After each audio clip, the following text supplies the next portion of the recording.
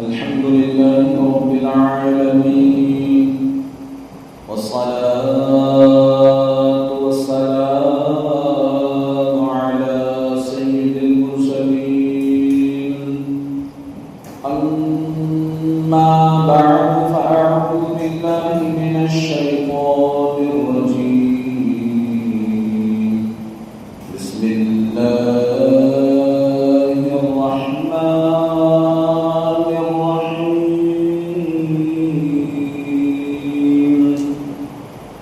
وكذلك فتنا بعضهم ببعض ليقولوا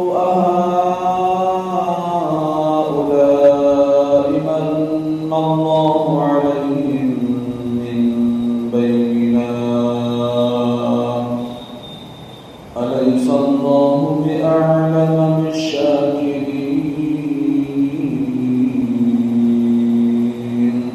صدق الله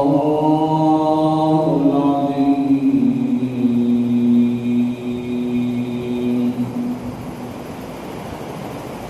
درود پاک پڑھ کے سناتے ہیں. اللهم صل على سيدنا ومولانا محمد وبارك وسلم صلاة وسلاما عليك يا رسول الله صلى الله تعالى عليه وسلم. نويت سنة الاعتكاف. پیارے مسلمانوں، آج ایک بہت اہم معاشرے میں پائے جانے والے مسئلے پر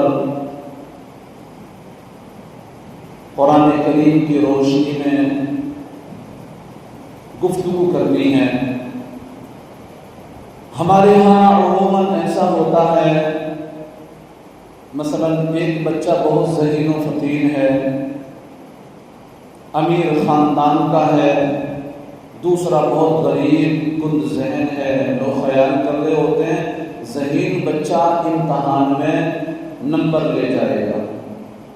مگر خلاف توقع غریب اور کند ذہن نمبر لے جاتا ہے.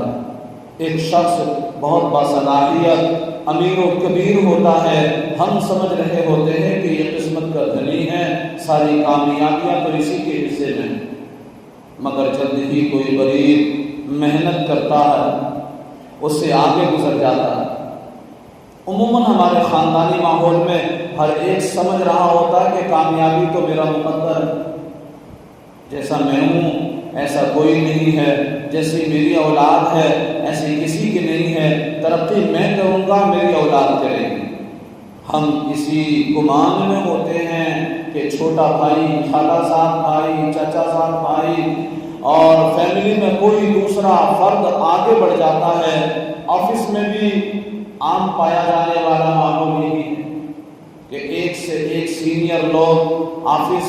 یا فیکٹری وغیرہ میں موجود ہوتے ہیں. توقع کی جا رہی ہوتی ہے کہ فلاں جلد ہی فیکٹری کا چیئرمین بنے گا، فلاں جلد ہی آفس کا ہیڈ بن جائے گا، مگر جو بہت بعد میں آیا ہوتا ہے، جو بہت بعد میں آیا ہوتا ہے وہ سب کو پیچھے چھوڑتا ہوا خلاف توقع آگے بڑھ جاتا ہے. وہ کہتے ہیں نا، کسی کو تاج و وقار بخشے، کسی کو ذلت کی غار بخشے، اور جو سب کے ماتھے پہ مہر قدرت لگا رہا ہے وہی خدا ہے. غرض یہ قدرت کے انتخاب ہوتے ہیں، یہ قدرت کے انتخاب ہوتے ہیں. ایسی مثالوں کے وقت ہمارے عمومی رویے جو معاشرے میں رکھنے کو ملتے ہیں اور دیکھنے کو ملتے ہیں، لوگ اس کامیاب شخص سے حسد کرنے لگ جاتے ہیں، اس کو دیکھ کر کے جلنے لگتے ہیں، دل میں منگیں ہوتی ہیں یہ کامیاب ہو کیوں گیا، یہ اصل میں کامیاب ہو کیوں گیا، یہ تو ہم سے نیچا تھا، یہ تو ہمارے انڈر میں کام کرتا تھا، یہ تو بیکار شخص تھا، یہ تو ناکارہ تھا، یہ کامیاب ہو کیسے گیا. تو بجائے قسمت کو کوسنے لگتے ہیں، اپنی ناکامی کو دیکھنے کی بجائے، اس کے ذرائع کو دیکھنے کی بجائے اپنی قسمت کو کوسنے لگتے ہیں۔ فلاں میری ترقی سے جلتا ہے اس لیے مجھ پر جادو کروا دیا، فلاں بڑے عہدیدار میں رشوت کھا کر نااہل کو آگے بڑھا دیا، دیکھا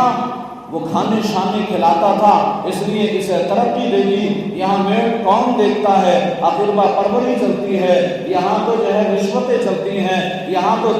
جو ہے ایک دوسرے کو دیکھ کر کے کام ہوتے ہیں، اس قسم کی باتیں کر کے نظام اور افراد کے مطابق بدگمانیاں شروع ہو جاتی ہیں، بدگمانیاں کرنا شروع کر دیتے ہیں لوگ، یا پھر اور کچھ نہیں ملتا تو سارا قصور بلی پر ڈال دیا جاتا۔ کالی بلی روز ہمارے گھر پر آ کر روتی ہے، اسی وجہ سے یوں ہوا سفر کا مہینہ منحوس ہے اور اسی کی نحوست مجھے لگ گئی اور میں ناکامیاب ہو گیا۔ یہ تمام چیزیں لوگ کر رہے ہوتے ہیں، وہ یہ نہیں دیکھتے کہ میری غلطیاں کیا، اپنی غلطیوں کو کوئی نہیں ڈھونڈتا، وہ اپنی ناکامیوں کو نہیں تلاش کرتے کہ ناکامی کی وجہ کیا ہے، وہ دیکھ رہے ہوتے ہیں فلاں چل رہا ہے، بلی روتی ہے، وہ فلاں یوں ہو گیا تو فلاں یوں ہو گیا، تمام چیزوں پر توجہ ہوتی ہے۔ دیکھیے میں ایک پتے کی بات کرنے چلا ہوں، ممکن ہے کسی کیس میں رشوت اپنا منفی اثر دکھا گئی، ہمیں اپنی ناکامی کو کس کس زاویے سے پرکھنا ہوگا، اپنی ناکامی کو کیسے کیسے دیکھنا ہوگا، اور دوسرے کی کامیابی کو کس نظر سے دیکھنا ہے۔ آئیے قرآن کریم کی آیت کریمہ سنتے ہیں اور اسے سمجھنے کی کوشش کرتے ہیں کہ کامیاب کون ہوتا ہے اور ناکامی کے اسباب کیا ہے۔ اللہ کا قرآن کہتا ہے وَكَذَلِكَ فَتَنَّا بَعْضَهُم بِبَعْضٍ،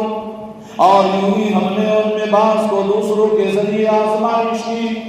ہم نے ایک دوسرے کے ذریعے آزمایا۔ دنیا میں ایسا ہوتا ہے کہ ذریعے سے باقیوں کو آزمائش میں ڈالا جاتا ہے، بعد میں آنے والا آگے گزر گیا، باقی آزمائش میں آ گئے، کیسے ہو گیا یہ آزمائش میں ڈلے، انہوں نے سوچا یہ کیسے ہو گیا، ترقی کیسے مل گئی، یہ تو ایسا تھا یہ تو ویسا تھا، اس کو کامیابی کیسے مل گئی، ہم آگے تھے، ہم نے اسٹیٹس بنائے، ہم نے بات بنائی، ہم تو پہنچے بہت اونچے لیول میں تھے، اچانک سے یہ کیسے آگے گزر گیا۔ فیملی میں جو سب سے غریب تھا وہ امیر ہو گیا، سارا خاندان دیکھتا رہ گیا یہ کیسے ہو گیا، جو چھوٹا تھا وہ بڑا کارنامہ کر گیا، بڑے بڑے تجربہ کاروں کو دیکھتے رہ گئے۔ یہ تو ایک کے ذریعے سے باقیوں کی آزمائش ہے۔ فرمایا لِيَقُولُوا